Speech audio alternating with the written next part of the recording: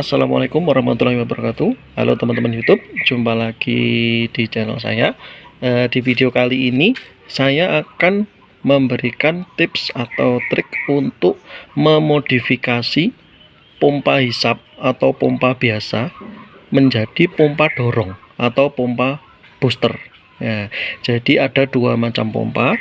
Pompa seperti ini adalah orisinilnya ini ditujukan untuk pompa hisap atau menghisap air dari dalam sumur. Tetapi di sini saya modifikasi, saya aplikasikan untuk menjadi pompa dorong. Apa itu pompa dorong? Yaitu pompa yang digunakan untuk menambah debit air. Nah, aplikasinya seperti ini. Di dalam rumah saya ini kan air yang dari toren atau dari tandon. Nah, kalau saya tidak memakai pompa ini, air ini udah kecil. Dan di sini ini udah kecil. Jadi kalau rumah saya pakai water heater, pakai shower itu debit airnya kecil, keluarnya kecil. Jadi untuk memperbesar debit airnya, saya harus menggunakan pompa dorong. Karena pompa dorong harganya mahal dan wattnya besar, makanya saya memilih pompa hisap yang harganya jauh lebih murah dan watt yang jauh lebih kecil menjadi pompa dorong. Yaitu dengan cara menambahkan sebuah sensor yang namanya sensor flow switch. Ini namanya sensor flow switch. Seperti ini. Bagaimana prinsip kerja dari rangkaian pompa dorong ini, modifikasi ini, yaitu fungsi dari sensor flow switch ini adalah untuk menghidupkan dan mematikan si pompa ini. Jadi fungsinya sama seperti saklar. Saklar tetapi otomatis karena namanya flow switch, jadi saklar ini mendeteksi apabila ada aliran di dalam pipa ini. Teknisnya bagaimana? Yaitu apabila di dalam pipa ini ada aliran, yaitu dengan misalnya salah satu keran ini di sini dibuka. Kalau di sini dibuka, otomatis ini mengalir karena air dari toren ini mengalir. Mengalir, otomatis sensor ini akan mendeteksi di dalam sini ada aliran. Begitu dia ada aliran, dia akan mengonkan si pompa ini. Seperti itu prinsip dasarnya. Gampang sekali. Jadi ketika keran dibuka, di dalam pipa ini ada aliran, pompa ini sensor ini mendeteksi ada aliran, kemudian dia akan mengonkan si pompa ini. Seperti itu. Sederhana sekali sebenarnya. Ya, ini dia teman-teman. Sederhana sekali prinsipnya. Kalau saya memakai pompa pendorong yang asli, kemarin saya melihat yang cek merek Wasser itu sekitar 800 sampai 850.000. Sedangkan ini saya beli dengan merek ini, Panasonic dengan tipe ini harganya cuman sekitar 370 sampai 380.000 di tempat saya. Untuk sensornya ini saya beli dengan harga sekitar 70.000 kalau nggak salah, di toko online banyak. Silahkan teman-teman cari aja flow switch di toko online, banyak sekali. Ini pompanya ini tidak harus memakai tipe ini, semua pompa bisa. Semua pompa bisa. Yang penting ketika teman-teman membeli sensor ini, sensor flow ini, harus memperhatikan kapasitas dari sensor ini. Punya saya ini dengan merek ini, merek Bull ini, dengan tipe ini kapasitasnya sampai kuat sampai 200 watt. Sedangkan pompa ini kan 125 watt. Ini dia 125 watt, jadi masih aman.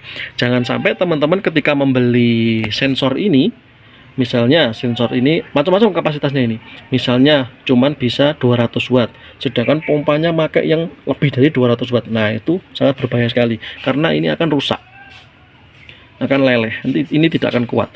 Jadi kalau ini kapasitasnya misal 200 watt, kita harus memakai pompa yang di bawah 200 watt supaya lebih aman, supaya lebih awet. Seperti itu.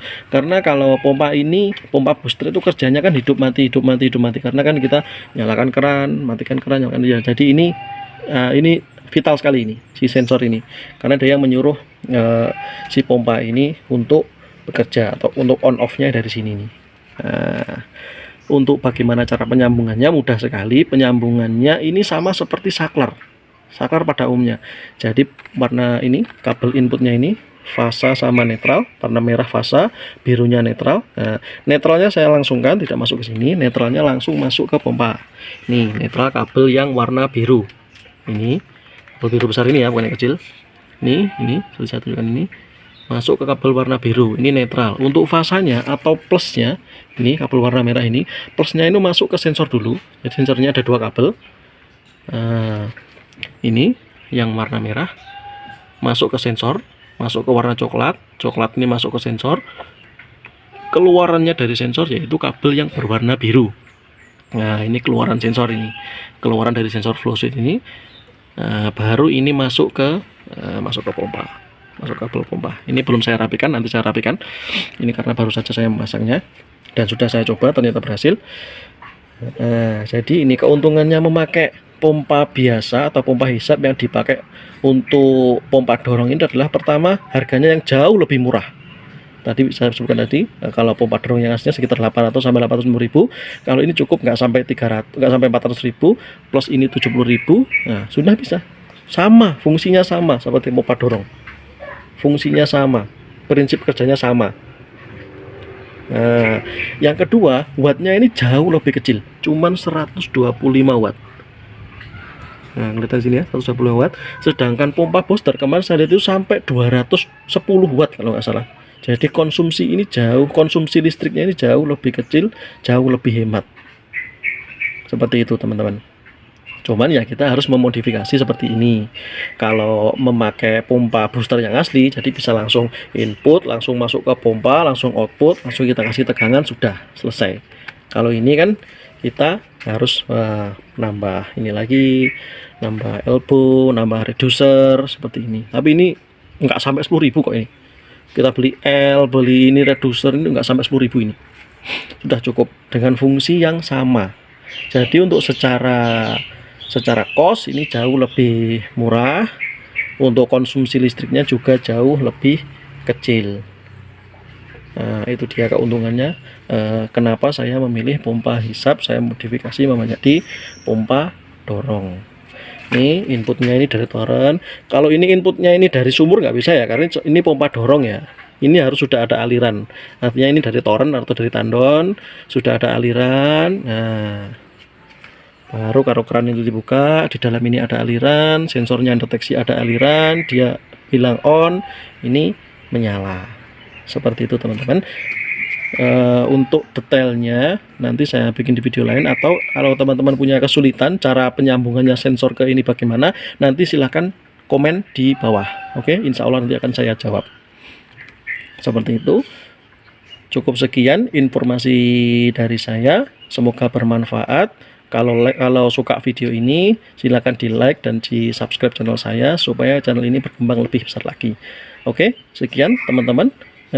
Tips dari saya memodifikasi pompa biasa, pompa hisap menjadi pompa dorong. Oke, terima kasih. Assalamualaikum warahmatullahi wabarakatuh.